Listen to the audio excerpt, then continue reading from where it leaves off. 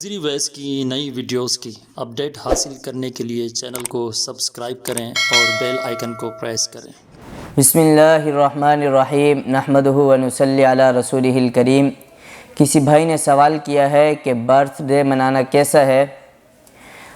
Birth day یا anniversary day وغیرہ ہو گئے، ویسے تو اہل مغرب کی رسوم ہیں، لیکن اگر کوئی اس طور پہ اس کو سیلیبریٹ کرتا ہے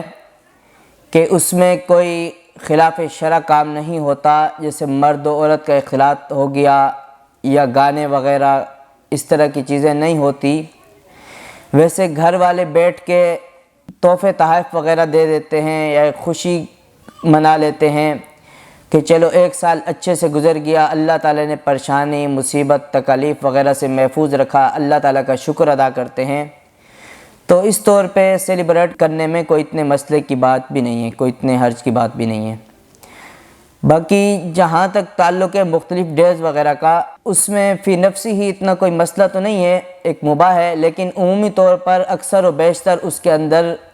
غیر شرعی کام ہوتے ہیں، گناہ کے کام ہوتے ہیں، جیسے مرد عورت کا اختلاط ہو گیا یا گانے ڈانس وغیرہ، تو اس وجہ سے وہ ناجائز اور حرام ہو جاتے ہیں۔ باقی ویسے یہ مختلف رسم و رواج وغیرہ ہے، تو رسم و رواج کو اسلام نے پسند نہیں کیا، اس سے جتنی حد تک ہو سکے بچنا چاہیے، اجتناب کرنا چاہیے، کوشش کرنی چاہیے کہ خوشی کے موقع پر ہم خوشی منائیں، لیکن شریعت کے دائرے میں رہ کے منائیں، اپنے رب کو ناراض نہ کریں۔ ہوتا یہ ہے کہ جب خوشی کا موقع آتا ہے تو ہم بولتے ہیں گانے ڈانس سانگ وغیرہ کے بغیر تو یہ ایونٹ انجوائے نہیں ہوگا، کیوں؟ ہماری عادات وہی بن چکی ہیں، ہمارے نفس کو اسی گناہ میں ہی لذت ملتی ہے۔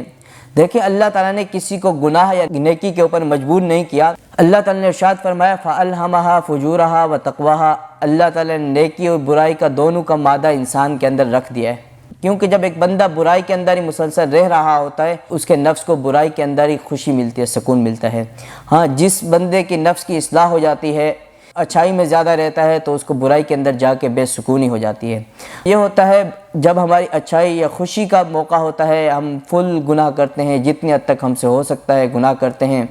بعد میں جب ہمارے ساتھ اللہ نہ کرے کوئی حالات آ گئے، کوئی اس طرح کا واقعہ ہو گیا، تو ہم ہزار شکایتیں کرنے بیٹھ جاتے ہیں اپنے رب سے کہ اللہ تعالیٰ نے ہمارے ساتھ کوئی اچھا نہیں کیا، ہمارے ساتھ تو ہمیشہ برا ہو رہا ہے، لیکن یہ نہیں سوچتے کہ جس زبان سے اللہ تعالیٰ کی ناشکری کر رہے ہیں وہ بھی تو اللہ تعالیٰ کی نعمت ہے۔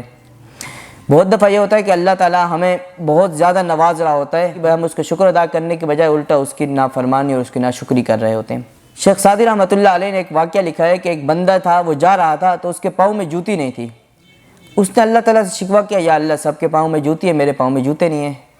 آگے جا کے دیکھتا ہے ایک اور بندہ بیٹھا ہوا ہے، اس کے تو پاؤں ہی کٹے ہوئے ہیں، تو اس نے فوراً اللہ تعالیٰ کا شکر ادا کیا، یا اللہ شکر ہے میرے پاؤں تو اپنے، میں اپنے سہارے پہ جیت رہا ہوں۔ ہم اللہ تعالیٰ کی نعمتیں تو دن رات استعمال کر رہے ہیں، لیکن یہ تھوڑے حالات کیا آتے ہیں، انسان ناشکرہ بن جاتا ہے، اپنی زبان سے کفریہ کلمات تک نکالنا شروع کر دیتا ہے، حالانکہ یہ نہیں سوچتا جس زبان سے اللہ تعالیٰ کی ناشکری کر رہا ہے، اللہ تعالیٰ کے گلے شکوے کر رہا ہے، وہی زبان بھی تو اللہ تعالیٰ کی ایک نعمت ہے۔ بزرگان دین فرماتے ہیں صرف ایک سانس کی نعمت ہے نا، سانس کی، انسان اس ایک نعمت کا بھی شکر ادا نہیں کر سکتا، کیونکہ سانس ایک لمحے میں آ رہی ہے، اگر آپ نے اسی سانس کا شکر ادا کیا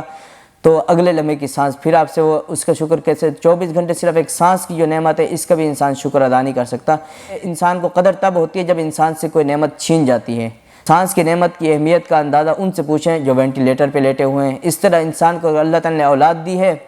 تو اولاد کی نعمت کی قدر ان سے پوچھیں جن کی اولاد نہیں ہے، جن کا صرف ایک خواب ہے کہ کاش ہمارے گھر میں بھی اولاد ہوتی۔ اس طریقے سے یہ ہماری کوئی بھی غمی یا خوشی کا موقع ہو، ہم اس طریقے سے سیلیبریٹ کریں، اس طریقے سے منائیں کہ اپنے رب کو ناراض نہ کریں، اسلام کے دائرے میں رہ کے کریں۔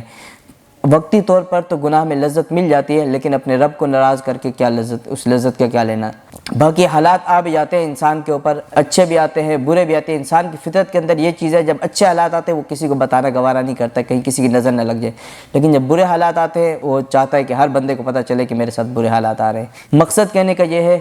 کوئی بھی ڈے ہو، یہ ویسے تو شرعی طور پہ اسلام میں ڈیز کا ان چیزوں کا تصور نہیں ہے، کیونکہ عام روٹین ہی اسلام نے ایسا ضابطۂ حیات دیا ہے، کیونکہ اہل مغرب والے لوگ ایسے ہیں کہ وہ کبھی کبھی مطلب ہے کہ اس چیز کو وہ کرتے ہیں، جیسے مثال کے طور پر مدر ڈے مناتے ہیں، فادر ڈے مناتے ہیں۔ کیوں؟ ان کے ہاں تو یہ ہے